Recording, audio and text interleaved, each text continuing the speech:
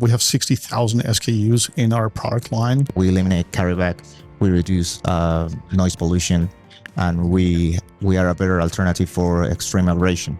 Gecko will put it all together in the shop, take it apart, and put it into containers and ship it that way, so that it's kind of like a Lego set when it gets to a site, so it goes together very easy. Welcome to Mining Now. I'm your host, Jared Downey, and today this episode is brought to you by Global Victoria, and we have 3 different companies featured on the show. We're going to talk about the markets they're in, expanding into the North American market. We've got, I'm going to read them out here because there's a few people, so I want to get it right. George Esterer, right? North American manager for Don Kayat and Terrain Tamer. Correct. Okay. And we've got Marcelo Medel. You are the managing director for Duratray International. Yes. Yeah, I'm doing good so far. And we've got Kenny Roberts. You are a Gecko representative for North America. Yes. Okay. Thank you all for being on the show. I actually thought before you joined, I thought you kind of had some connection. You haven't even met each other, I don't know. Well, we just on a Teams call with George and okay. So Marcelo, we've got different shows and that over the years. Okay, so there's a little connection there. Yeah. Let's start. Let's just go down the line. George, start with you, just introducing the company. So we are an Australian-based company. Our focus are automotive components for the light truck and SUV market, mostly for import vehicles. And we're let to service the supply vehicles or smaller vehicles on the mines. We manufacture or have parts manufactured strictly for ourselves by OEM manufacturers to and above OEM specs. We basically try to supply the best components you can find for these types of vehicles, and it's all powertrain related. So engine components, transmission, transfer case, axles, brakes, suspension, clutches, things of that nature. Vastly for the automotive market, for civilian vehicles, but also for military and mining applications. Although, we're very well established. We've been around for 55 years. We have 60,000 SKUs in our product line. Wow. And they're literally our products. We're not rebranding anything. These are manufactured for us and only sold by us. Wow. In Australia, the mines are our biggest customers. And we're trying to get into that market worldwide. We do have branches globally. We have a branch in South America, which obviously supplies mines down there, but we just started the North American branch in October. So we've only been in business here in the US for 8 months as a standalone branch. Before that, we've been represented over here for about 20 years. We're basically here to make inroads into the mining industry, and that's our first time as exhibitor in North America at a mining show or convention. Well, thank you for letting Mining Now be a small part of that as well. Okay, we'll get into Kenny. Introduce, Gecko's a pretty well-known brand, but give us an introduction to people that don't know it. Yeah, Gecko started as a gold processing company for just processing equipment from gravity separation into intensive cyanidation, and started out just supplying pieces of equipment, but the company can do engineering and has supplied whole plants in Tasmania, in Canada previously, and just trying to grow the market into the US. Actually signed on with a company that's out of Reno, and to service the gold market in Nevada and focus on that.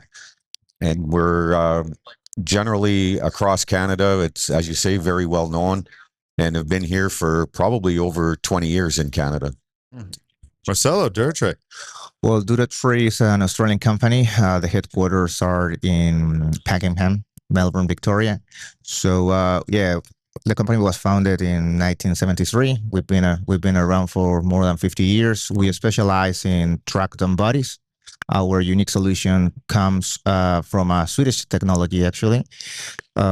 Basically, it is a suspended rubber floor on a mining track bed. So with that, you have different solutions, but one of the most important ones are that we eliminate carryback, we reduce noise pollution, and we are a better alternative for extreme abrasion. We are in 37 countries, and we opened our Canadian branch last year in Calgary, Alberta. Oh, just last year? Yeah. Oh. We've been trading with the diamond mine since 1991. Ikari when it was BHP's, and also De Beers, and also Diavik, Rio Tinto. but the Canadian branch has been like here for less than a year. Yeah. What are some examples? You mentioned them too, but maybe even U.S., Canadian, because this show goes out to. I mean, we have a larger audience in Australia as well. But what are some lines that people would see that your product in? Well, we are in Ekati, near Yellowknife, De Beers, Divik. In Miami, we work with contractors because we basically in United States, what we do is more with quarries rather than mines, because that's another important part of our business is that we have trays that they are 15 tonners till 400 tonners. Right. Yeah, of course, it will depend on the mine, but at the same time, it will depend on the country. Right. Because when it comes to North America, you're talking to ultra class, where they go from 240 tonners to 400 tonners. But if you go, for example, to our branch in Madrid, which takes care of the European market, most of them are 60 tonners or 100 tonners. Mm-hmm. So as I said, we are in more than 100 mines around the globe. But I would say that especially the Canadian market, along with the American market, would be the third one after Australia and Chile. Right. Okay. And then actually, I'd like to ask both or all of you this question: is what does expansion look like in the market? Like when you're trying to push into, let's say the U.S. market, North America, or just expanding it. I think all three of you are already operating in there. So what does growth look like? What are the opportunities you see? Maybe George, start with you. For us, North America is a tremendous market that we haven't really tapped into too much. Mm-hmm. Our brand has been represented over here for 20 years or more. And insiders know our company, but the general public does not. And since we service, general public and standard vehicles that are driven on the road every day, military and the mining industry, there's tremendous potential for growth for us here in North America. We have branches globally. We opened one in Chile a few years ago. It's doing really well. We've been in France for a number of years, and that branch has done extremely well. We have a branch in South Africa, multiple branches in Australia, but the North American market is pretty much our biggest room for expansion at this point, followed by the Middle East. And for Gecko, what does that look like? It's the price of gold certainly at this point is helping things. Right. A lot of people know ore sorting, and one of the technologies that Gecko has is the inline pressure jig, and it complements ore sorting because it does it at a finer size, particle size than ore sorting does. That's a good time to have that product on the market. And you get a rejection, so it not only does it's a clean way that you don't need a cyanide permit, that you can produce a concentrate, and then you also produce a coarse tail, so that it's a lot easier for tailings deposition on a site, and again, which goes well to get your permit and get it done quicker, and for your ESG responsibility as well. Yeah. So it's a certain level of people just understanding what you can offer. That's what expansion, because if they know you can plug into their system. Yes. And Gecko has a lot of products that kind of do that, right? You don't have to have all Gecko product that you can plug in with a lot of your units. Correct. Right? Yeah. We partner with a lot of OEMs. It could be a flotation cell, and it comes from somebody else, because you can't be all things to everybody. Right. And we concentrate on what we do, pardon the pun. And the metallurgy dictates the flow sheet. So, you just can't say, hey, you need to buy one of these. You got to do the test work and come up with the plan and put it together so that you can produce a concentrate.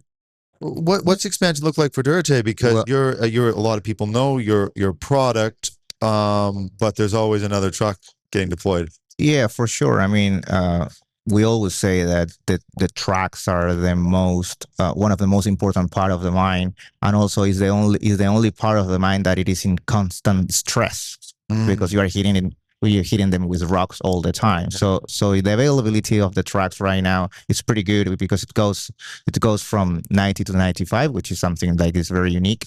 That's of course a joint effort between the Tracks OEM and the Trace OEM. Answering your question, I would say that it will depend on the material. Clearly, for us, gold and copper, because of the prices, is where we are aiming. Right.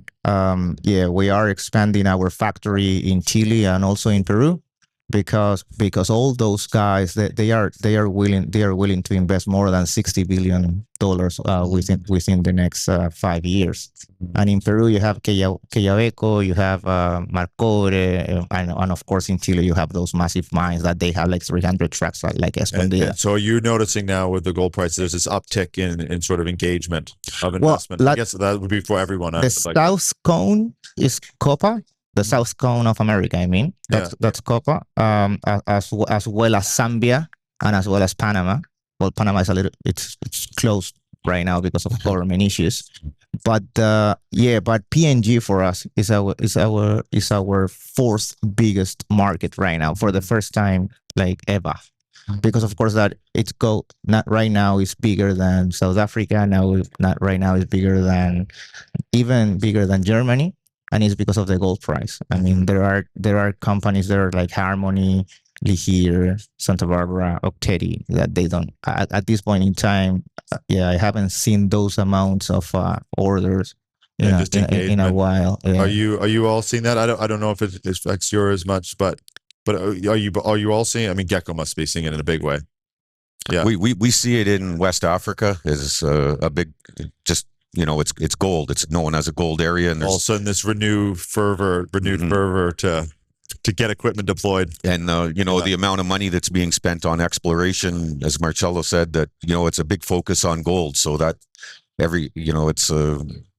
before a couple of years ago, lithium was the flavor of the day, but there's a huge focus on gold, and if you can, for coming out of Australia, the value of the Australian dollar versus a US dollar, it just bodes well to be able to, the purchasing power for somebody in the US. It's huge. Yeah, you're teeing up that's my next topic. No, please, that's exactly what I want to go to. But I want to quickly, George, let you answer. What are you seeing in the market? Is this affecting you in the same way? Absolutely. We do have a branch in PNG also, and we certainly see the influx, and our focus there obviously is mining. It's not general populace or, military. It's mostly mining for us there. So it's, right. Yeah, gold prices certainly affect us as well in a positive way. With this environment that's happening with trade in the U.S. and you got tariffs and all this activity happening, and it's sort of not quite knowing what's tomorrow could be a different thing than it is a month from now is an hour ago. It's quite a lot of shifting. Are there? What are the challenges? What are the opportunities? George, over to you to start off with that. Challenges are obviously setting pricing accordingly, because we have so many SKUs and so many different part numbers. Right. But our prices are also worldwide. So that's a challenge in itself. If a customer goes on our website and looks at pricing, it is, we do obviously utilize geo tracking and everything else, but if we change the pricing on any item, it affects our prices globally. And, obviously with the current situation and tariffs coming in, we've decided to let the dust settle before we make any changes. The last thing we want to do is adjust our pricing and then 2 months later say, no, we have to readjust and change things again. You do have a little more control though, because you're not just stamping your name on something else. You're actually the manufacturer. So that must at least give you a little bit of just a little more control than some people have. Not full, because the market is what it is. But exactly. It does offer us more stability. And we do have parts manufactured for us in, multiple countries. But ultimately everything's shipped from Australia, then depending on the goods, it's going to, be affected by tariffs, but we're not hugely impacted by it. Yeah. What about for you? Is there opportunities, challenges? Is it a mixed bag a little bit? Actually, not really, because some of the major competitors of Gecko aren't built in the U.S. either. So Right. if you have a site that's going out for purchasing and looking at gold processing equipment, they generally have to go offshore. So it's you can only plan so much because we just don't know what's going to happen. I mean, we're all in that boat, but it's a fairly, I guess, a safe, and the fact again that the exchange rate on an Aussie dollar to an American. So that's sort of your advantage on the manufacturing side. You're kind of in the same boat because everybody's, it's coming offshore. in from somewhere else as well. Right. It's the fabrication just doesn't take place in the U.S. Right. But the good thing that what Gecko can do is, because they're vertically integrated, it's all manufactured in their own shop, and then Gecko will put it all together in the shop, take it apart, and put it into containers and ship it that way. So that it's kind of like a Lego set when it gets to a site, so it goes together very easy. Yeah, and kind of like the demand is offsetting because there's sort of the uncertainty on the manufacturing, but then there's this increased demand. That's sort of does that kind of counter it? I mean, right now, so you touch base in the most important part of it. I mean, this is the uncertainty. It's just because if we go variable by variable, we would say, you know what, for us, like all this uncertainty, it is great from a exchange rate perspective, because, for example, not a long time ago, it was like 1-1 with the Canadian and the Australian dollar. Then it was like 0.92. Then it was like 0.9. Now it's 0.88. So if you sell like $10 million, you are just gaining like $1 million just because of that. Right. So that's great for our case. It's great because our costs are in Australian, right, and our client space in Canadian. So for that it is something that it is very positive. But at the same time, you can see an increase in the production cost because of the uncertainty. You can see also that the problem is that there will be an inflation. We don't know for how long. We don't know if it's gonna hit the market because everything is dynamic, and we don't know how things are gonna go. Tomorrow there's an important meeting. There's a G7 coming within the next 2 months in Calgary. So I think that all that thing people are trying to be very cautious about it. I mean, to take big decisions.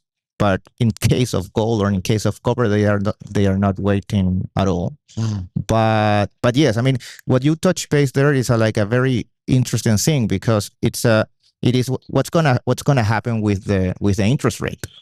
Because every single time that you go to invest in a country, if you are in our case that we build our factories, we leverage our company. Right. So as we leverage our company, for us, it is very important if the exchange rate, if the interest rate is going to be 7% or 3%. Right. Because it's double the cost in interest. And and then of course that tariff, which is the elephant in the room. Yeah. Tariff will create a recession. With a recession, you will have to decrease the interest rate. But at the same time, because of the tariff, at the same time, you're going to have an inflation. Right. So you cannot decrease the interest rate with the inflation. Then what happened? You need to reduce the government expenditure. Right. And then you have Elon Musk cutting heads and budget everywhere. And you got gold price going up.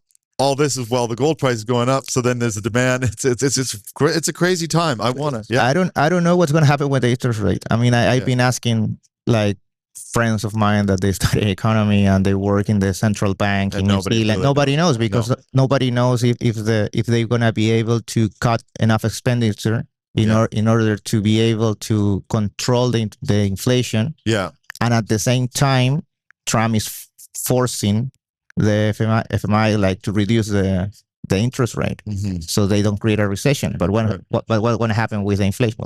Yeah, I know it's a very tricky situation. I want and just trying to understand it is, I mean, it's the business all of us are in. We're trying to figure this out. I did want to shift gears though a bit, George. I want to go over to you. It's just the background, because you kind of have an interesting story. Did you have a company and then Don came in? What was the backstory of that? Yes, they did. Similar to our branch in France and in South America and Chile, I started an automotive business a little over 20 years ago, very specialty focused business that strictly dealt with Toyota Land Cruisers.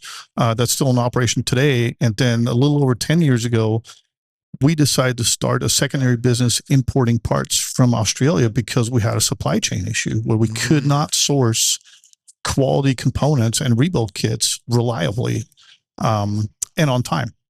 So we actually reached out to Terrain Tamer and became their importer and distributor in the US. And then fast forward to, about a year ago, I got a phone call and they said, "Hey, This is a pretty good business you got going here. it was a phone call you don't say no to." Yeah. They reached out and said, "Hey, we're thinking about opening a branch in North America." And I said, "Well, I'm frankly a little perplexed that you haven't done so yet.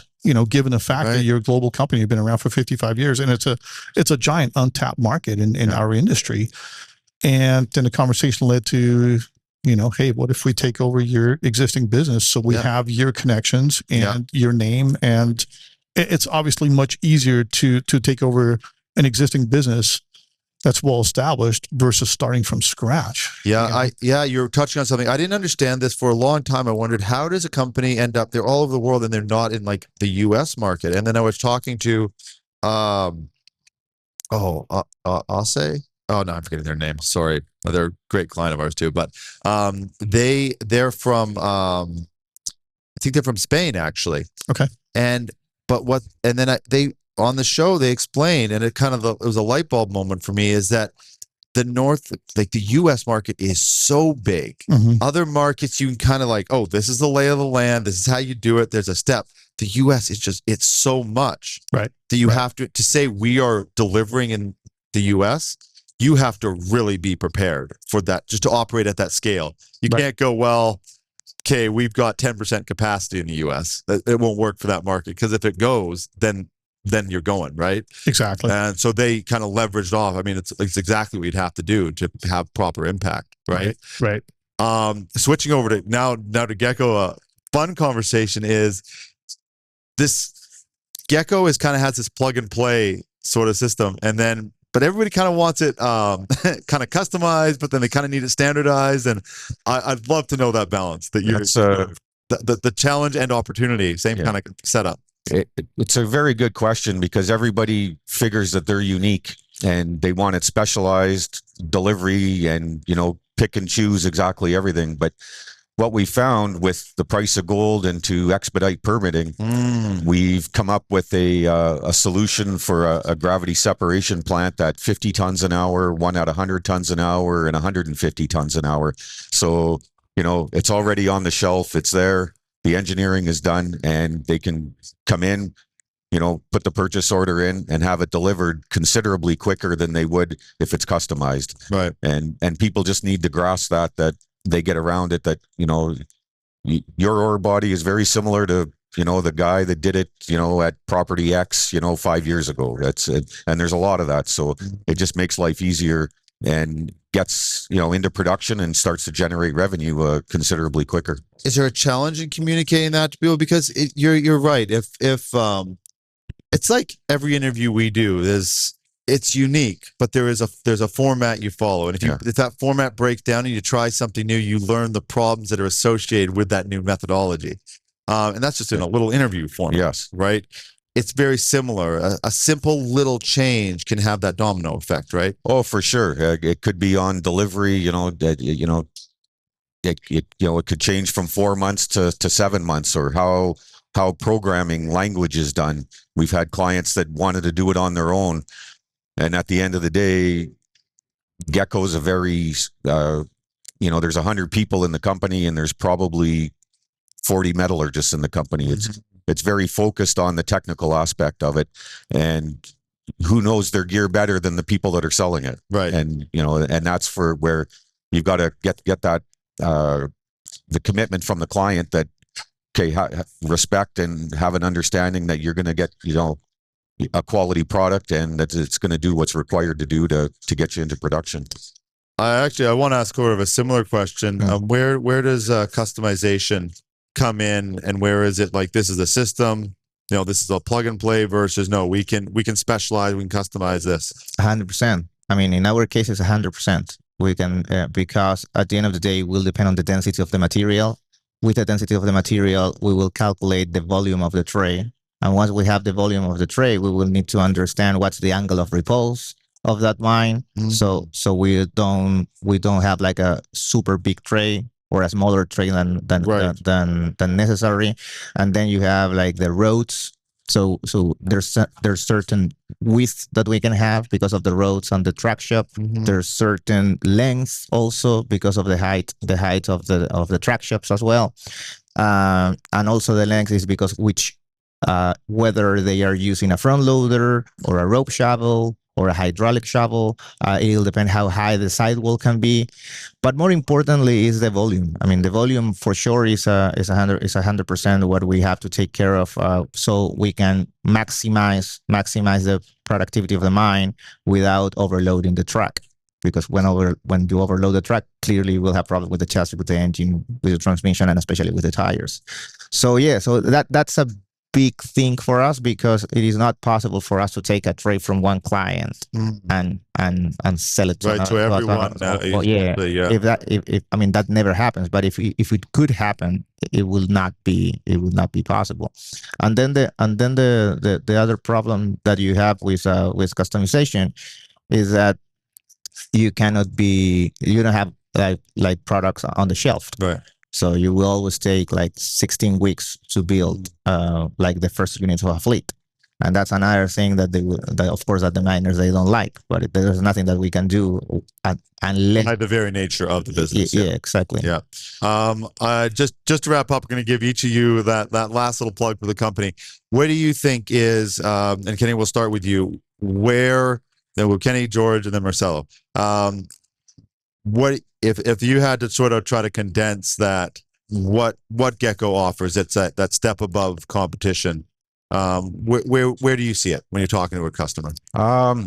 Engineered solutions for processing difficulties, addressing that. The fact that we can go plug and play and get something fairly quickly to a site. And the digital aspect of online analysis, carbon measurement technologies that Gecko is a leader in, that other people are getting there, but they're just not as far as advanced as Gecko. So it allows, especially these days with less and less resources on sites, and just people with those skills, that just every mine site is lacking resources. So we can assist in that, and that's a big benefit to develop a win-win relationship with a client. George, where do you stand out? Our main focus really is that our components are made by OE manufacturers and have been for 50 years. We've had these connections, and we've been grooming these connections for 55 years. So the quality of our components is superior to our competition. And to us, it's a big deal, because, being Australian based, if you go in the outback, if your car breaks down, you're in huge trouble. Yeah. And in Australia, it's a big thing. They call it having blood on their hands. If one of your parts fails, it can literally kill somebody. And it's interesting, because in the US, some of our clients reach out to us saying, "Oh, how do I know this is going to hold up?" And we tell them, "Hey, if it can survive the outback and the washboard roads there, I'm pretty sure it's going to be okay on US highways." And obviously in the past, we've had challenges distributing our parts over here because we did not have inventory on hand. Everything had to come from Australia. Now that we have a North American branch, and we're actually working, our shipping company is based in Canada. So brokerage issues and shipping issues have been minimized. So parts distribution has gotten much, much easier for us, and being able to serve our clients over here. You need to encourage people to bring the Australians to bring more of those off-road camper units that you have in Australia. Yeah, we were just talking about it yesterday. They're still awesome. You can get a few of them. There are a few now on the market, but they're not. Yeah. They're still not quite the same as the ones in Australia. They're just the Patriot trailers from Australia are fantastic. We're going to be down in Flagstaff at Overland Expo. The last time we were there, the Patriot guys were right next to us. They're definitely an interesting bunch, and they built some pretty neat stuff. Yeah, it's awesome stuff. Duratray, where is that advantage that you just have in the markets that you're in? Well, in our case, it's a very straightforward answer, because we are a patent technology. Right. So basically, we are the only one with the suspended dumb body. I mean, in other words, we are the only one who has rubber suspended on top of the trace chassis. So with that technology, we are the only solution for elimination of carryback, noise reduction, and a great solution for intensive vibration. So that's why, for example, in Yellowknife, which is the Arctic pole, they only run with our tray, because otherwise the material will be freeze onto the tray. Right. Same thing happened, for example, in another kind of atmosphere, such as Zambia or such as Panama or such as other like very humid countries, where they will be also have like carryback, but that's for another reason. It's not because it's frozen; it's because it is too humid. Right. So in our case, that's the reason why we outperform the other trays, because the other trays are just a metal box. In our case, there's technology that makes that the production of the mine is not is not like in a hazard because of the weather. Yeah. Gentlemen, thank you very much for doing this. Fun. I hope you enjoyed kind of getting thrown in on like this panel discussion. It's actually a really fun way to do it. You get to just kind of bounce around, and it's kind of representing the Australian industry, pushing into the North American market. So it's lots of fun. Thank you for doing it. Hope you do it again. Thank you. Absolutely. Thank you so Thanks for having us.